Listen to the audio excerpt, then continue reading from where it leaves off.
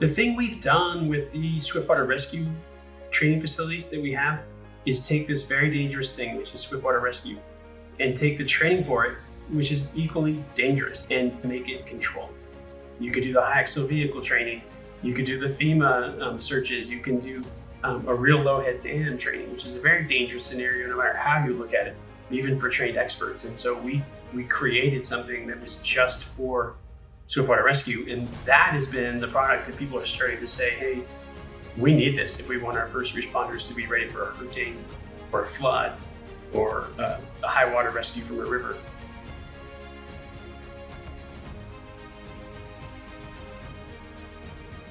The thing that our Swiftwater Rescue facilities do to improve that training is we have an off button.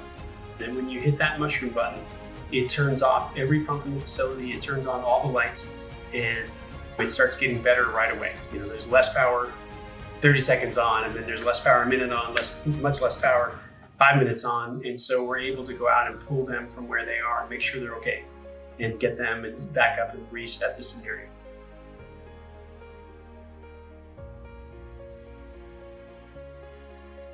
The rapid blocks add a whole new element to Swiftwater Rescue. It means that your facility, which is expensive to build, will stay state-of-the-art 5 years, 10 years, 20 years down the road as we start to think about new things we need to train for, or as new challenges arise. Usually what you're trying to do is get your first responders to adapt to new scenarios. And we're able to now make that a part of the curriculum. When you bring in the night training, when you bring in night searches, when you bring in all these different, the boat training and active flow, all these things that people had to learn on the fly, they can now do.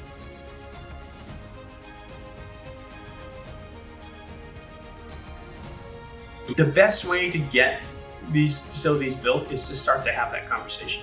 And it's almost always one person. And they call up and they go, I want to start training. I'm passionate about this. I want my guys to know this. And then they start that conversation with us. The way we get engaged is we come in and say, hey, your site, this is our first study, the first time we kind of touch the project.